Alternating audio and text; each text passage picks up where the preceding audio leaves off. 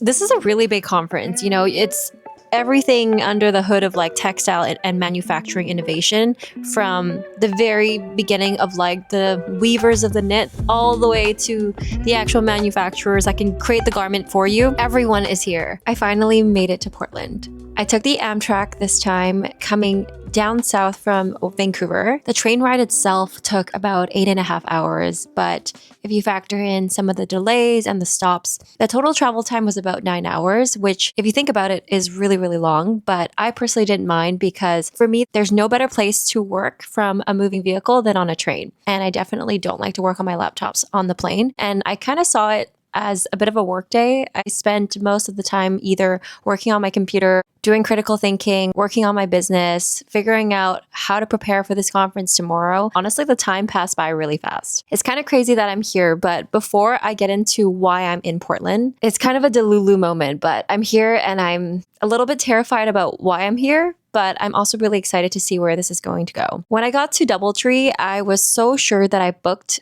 3 nights here, but for some reason I never got the confirmation code. So I actually just got to my hotel and I'm a little bit frazzled because I arrived and I realized that I didn't have a confirmation code and they couldn't find me in the system either. So I booked on booking.com and I guess maybe I reserved it, and for some reason the checkout never went through and I never actually signed up and gave them an email. But anywho, they had extra rooms, thankfully. I did have to pay a bit of a higher rate just because I did a walk-in. The 2 men that helped me here at the hotel are literally godsend. I don't know how I got so lucky to deal with people that are so kind and so nice. The first guy that helped me, he looks and he sees how distressed I am because I realize I don't have a place to stay for the next few nights and it's also quite expensive here. He didn't ask any questions, but immediately he was like, miss, you can purchase 1 night for $149 if you want. Or if you check online, feel free to just step aside and check if there are cheaper options. There might even be cheaper options hinted online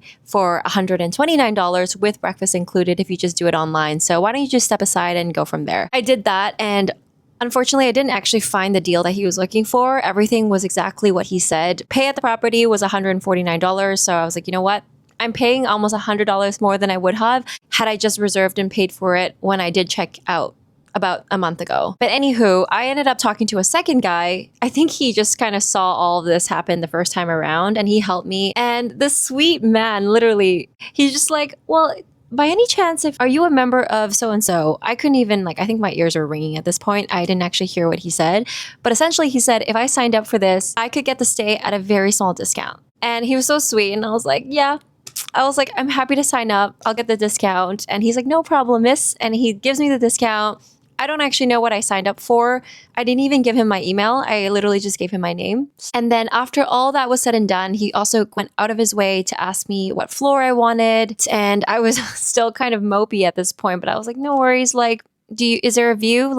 Which one is better in your opinion? I was feeling like I just wanted to go to the hotel room. And he was like, well, if you do the 8th floor, I can give you the city view and you can kind of see a little bit into the Portland city and you can see the river beyond it. It's nothing special, but it could be nice. And I was like, sure, that sounds lovely. I'll take that. And then right before everything is done, he's like, miss, did you want to have a cookie? He's like, a maple chocolate walnut cookie. I was like, actually, that would be really lovely. I'm really hungry from the train ride. What kind of person would turn down a sweet treat, especially when they are dealing with a situation?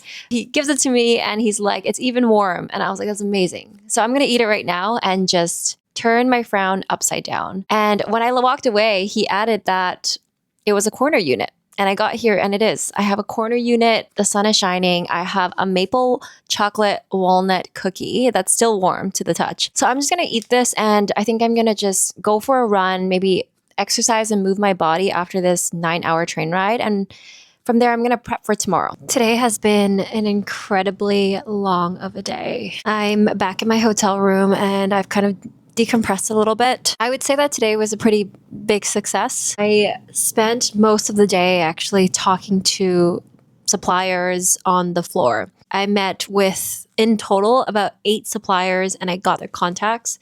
They actually range from mills in Italy and China and Japan, all the way to just suppliers and middlemen that are in the supply chain that can connect me to basically every big player that you would possibly consider if you were to start a brand. I learned so much about the industry, like the textiles industry in particular. I don't come from manufacturing. I don't come from textiles. I don't even come from fashion. I'm just interested in, this industry, being a yoga teacher who teaches regularly in heated environments, and just being somebody that is very mindful about the type of materials that's touching my body, whether it's, on my forehead, on my neck, on the clothes that I wear. I also have a game plan going into day 2 tomorrow. Today was really about getting to know the lay of the land. I'm here at Functional Fabric in Portland, and this is a really big conference. It's everything under the hood of like textile and manufacturing innovation, from the very beginning of like the weavers of the knit all the way to the actual manufacturers that can create the garment for you. Everyone is here. I'm starting to realize like there's no better way to get into or break into an industry than to come to a conference. And it may be really scary. I was honestly petrified. I don't know like how delulu I was to even book this thing, but coming here was a really good call, because I think a really good analogy of really understanding if you're trying to build a product in an industry that you know nothing about. I think that it was really important for me, who is outside of this industry, to come in here and understand how, not just like how the recipe looks like, which would be the garment ultimately, but also like the ingredients that go into it. So I chose specifically wool because, the product that I'm trying to create, it would benefit from some sort of wool blend. And, wool is a leading natural fiber right now for creating a lot of different performance blends that has to do with thermal regulation, and that type of like thermal science. Another area that I was really interested in even before coming here was cooling technology. Unfortunately, I think as interesting as cooling technology is for certain garments, I think it's really advancing in China. A lot of actually the Chinese suppliers and mills that I talked to, specifically, there was one that really boasted their like PCM. I learned this phrase today. It's phase change materials. Unfortunately, a lot of those science around the technology is still all synthetic. And I think there's this push and pull of like, okay, I see now why a lot of the products today are like 100% merino wool, because you can really kind of control, you may not get the type of performance or durability with that type of product.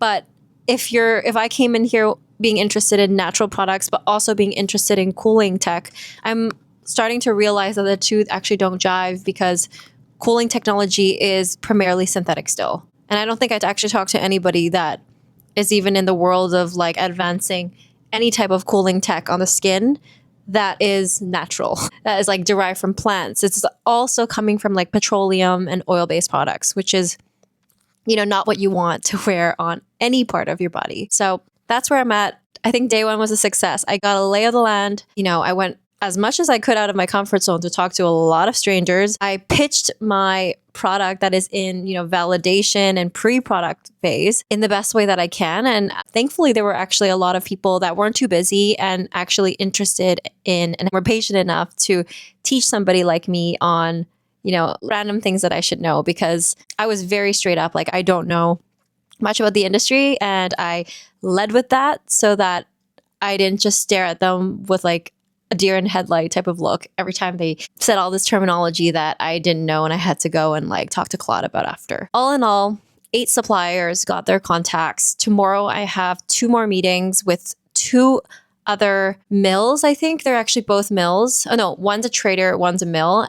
Because they were too busy, they were like completely slammed. Anytime I walked by their booth, I wasn't even able to talk to them. So they told me to come back at a certain time tomorrow, which is great because I can also kind of prepare a little bit more and really digest everything from today before I go talk to them.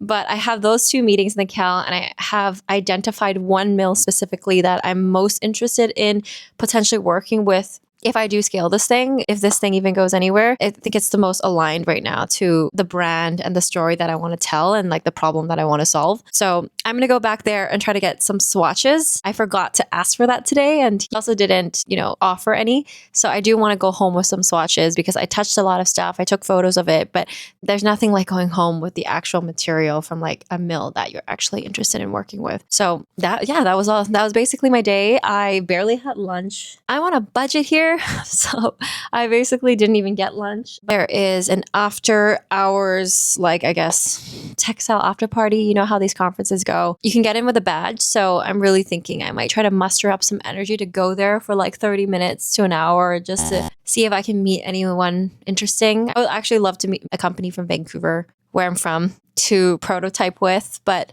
I feel like that would be a long shot. I'm gonna go have dinner and see how I'm feeling first. And yeah, that's it. I'm really tired. I'm also gonna pop an Advil, I think, because I have a really big headache. Really big headache, honestly. I slept pretty decently, but I think there's something about just being so on at a conference and you don't notice it in the moment.